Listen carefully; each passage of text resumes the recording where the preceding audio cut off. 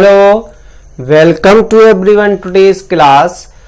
आज तक हम बात कर चुके थे एलिवेशन ऑफ बॉइलिंग पॉइंट, क्वथनांक में उन्नयन। उसका एक डेरिवेशन देखा था, उसकी डेफिनेशन देखी थी। आज हम बात करेंगे इसके ग्राफ की। ग्राफ भाई साहब क्या कहते हैं, देखिए हम दो एक्सिस ले लेते हैं, ठीक है। दो एक्सिस ले लेते हैं। दो एक्सिस में यदि हम बात करें तो इस एक्सिस पे हम ले लेते हैं टेम्परेचर, ताप, और इस पर ले लेते हैं प्रेशर, ठीक है। ये पॉइंट मैं मान लेता हूं, ये जो पॉइंट है ये है 1 atm, मतलब यहां पर वायुमंडलीय वाष्प दाब है, एटमॉस्फेरिक वेपर प्रेशर, ठीक है। अब हम इसको बोल रहे थे कि कोई भी चीज जब उबलना शुरू होती है, जब उसका वाष्प दाब वायुमंडलीय वाष्प दाब के बराबर हो जाता है, तो अब हम लेते हैं एक प्योर सॉल्वेंट। हमने एक शुद्ध विलायक लिया जो पॉइंट ए पर है जी, है ना। कोई भी एक फिक्स टेम्परेचर है यहाँ, और यहाँ एक फिक्स प्रेशर है जिस पे ये ए पॉइंट पे है। अब इसका ताप आप जैसे बढ़ाओगे वैसे वैसे इसका दाब भी क्या होगा, बढ़ता चला जाएगा। छोटा ले रहा हूं। जैसे जैसे आप इसका ताप बढ़ाओगे वैसे वैसे इसका दाब बढ़ता चला जाएगा। एक कंडीशन आएगी जब इसका वाष्प दाब काय के बराबर हो जाएगा, वायुमंडलीय वाष्प दाब के। क्या बोल रहा हूं मैं कि इसका वेपर प्रेशर बढ़ाते चले जाओगे तो एक कंडीशन आएगी कि इसका vapour pressure atmospheric vapour pressure के बराबर हो जाएगा। तो इस बात इसको मैं लिख देता हूं बी, ठीक है। अब यहां से मैं एक देखूं तो एक टेम्परेचर निकल के आएगा, वो टेम्परेचर है आपका T1। तो इसलिए शुद्ध विलायक का वाष्प दाब जो T1 है वो क्या हो गया, प्योर सॉल्वेंट का T1 क्या हो गया, क्वथनांक या बॉइलिंग पॉइंट। क्यों? क्योंकि किसी भी चीज का किसी भी लिक्विड का बॉइलिंग पॉइंट या क्वथनांक वह टेम्परेचर है जिस पर उसका वाष्प दाब वायुमंडलीय वाष्प दाब के बराबर हो जाता है। तो इसका वाष्प दाब देखो वायुमंडलीय वाष्प दाब बराबर हो गया। अब आपने एक चीज पढ़ाई थी, मैंने जब बताया था कि जब आप इसमें विलेय मिलाते हो, अवाष्पशील विलेय मिलाते हो, नॉन वॉलेटाइल सॉल्यूट मिलाते हो, तो इसका वेपर प्रेशर गिरने लगता है। तो गिर करके कहां आ गया, यहां मैंने लिया। अब यहां से विलायक, ये किसके लिए था, सॉल्वेंट। किसका ग्राफ है ये, विलायक का। अब आपने विलयन लिया तो ये जैसे जैसे इसका ताप बढ़ाओगे तो ये भी क्या होगा, बढ़ता चला जाएगा, ठीक है। ये एक से ही आएंगे पैरेलल टाइप। ये ले लिया मैंने डी पॉइंट। अब यहां से आप एक डालो तो ये क्या टेम्परेचर निकल के आएगा, T2। तो इसका वाष्प दाब क्या है, विलयन का, सॉल्यूशन का। सॉल्यूशन का नीचे क्यों आ रहा है बताते हैं। क्योंकि देखो ये किसको शो कर रहा है, वेपर प्रेशर को। मान लो थोड़ी देर के लिए यहां इसके लिए एक वेपर प्रेशर P1 था इस पॉइंट पे, ठीक है।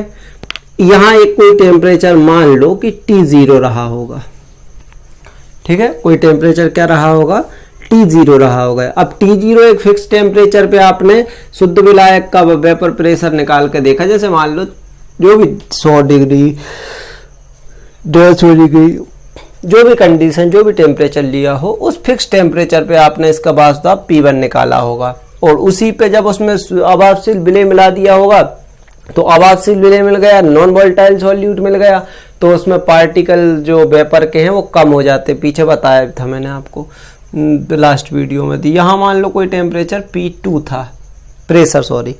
तो अब ये जैसे जैसे आप इसको टेम्परेचर बढ़ाओगे इसका दाब भी बढ़ता चला जाएगा, वेपर प्रेशर, और इसका बढ़ाओगे तो इसका भी बढ़ता। तो ये पैरेलल चलेंगे, लेकिन कैसे चलेगा, ये नीचे चलेगा। तो ये जो अंतर है वो कहलाता है डेल टीवी, मतलब वाष्प दाब में जो या क्वथनांक में जो अवनवन है वो है ये उन्नयन है क्वथनांक के अंदर। एलिवेशन ऑफ बॉइलिंग पॉइंट है वो इस चीज को शो करता है। ये आपका ग्राफ है। आई थिंक आपको ये बहुत अच्छे से समझ में आ गया होगा। सीधा सीधा पैरेलल बनाना है। अब इस ग्राफ से कुछ खास बातें निकल के आती हैं। पहला पॉइंट कि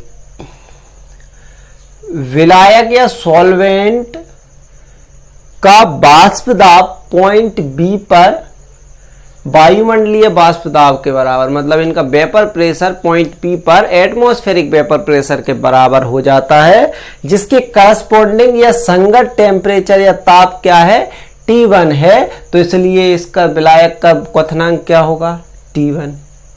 ये लिखना है साथ में, है ना। और ऐसे ही आप विलयन के लिए सॉल्यूशन के लिए लोगे डी पॉइंट पर विलयन या सॉल्यूशन का वेपर प्रेशर या वाष्प दाब एटमॉस्फेरिक वेपर प्रेशर या वायुमंडलीय वाष्प दाब के बराबर है, तो ये क्या हो जाएगा, इसके संगत या करस्पॉन्डिंग टेम्परेचर T2 है, तो इसलिए इसका क्वथनांक जो है वो क्या हो जाएगा, T2। तो आप लिख सकते हो डेल TV बराबर T2 माइनस T1। इससे आपकी चीजें निकल के आएंगी। दूसरी कंडीशन आप कह सकते हो कि विलयन का जो वाष्प दाब है, ध्यान समझना, विलयन का जो वाष्प दाब है वो हमेशा ही इससे कम आएगा, इससे विलायक या सॉल्वेंट से, और इसका ग्राफ हमेशा इसके नीचे ही चलेगा। ये बात ध्यान रखना।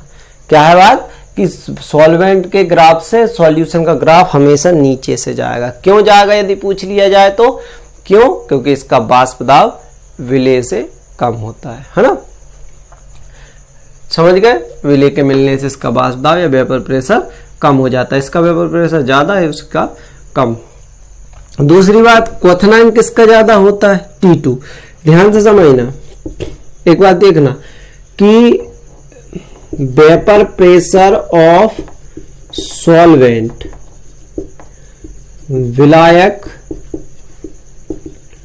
का वाष्प दाब, जनरली इसका वाष्प दाब जो है वो ज्यादा होता है vapour pressure of solution,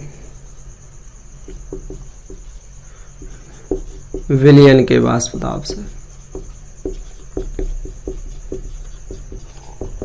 next चीज कि बॉइलिंग पॉइंट ऑफ सॉल्यूशन ज्यादा होता है, देखो T2 ज्यादा है T1 से, सॉल्यूशन ज्यादा होता है वेपर प्रेशर ऑफ सॉल्वेंट, विलयन का वाष्प दाब, ठीक है। और ये विलायक का, शुद्ध विलायक प्योर सॉल्वेंट, ये कंडीशन आप नोट करके जरूर रखना, है ना। तो यहां यदि आपको ये समझ में आ गया लिखने का हो तो ए बी किसको शो कर रहा है, सॉल्वेंट के ग्राफ को, सी डी किसके लिए कर रहा है, सॉल्यूशन के ग्राफ को। तो ये सारी की सारी चीजें आपको बनी हुई हैं, ठीक है। आई होप आपको समझ में आया होगा। अब आगे देखेंगे हम फ्रीजिंग पॉइंट। Thank you.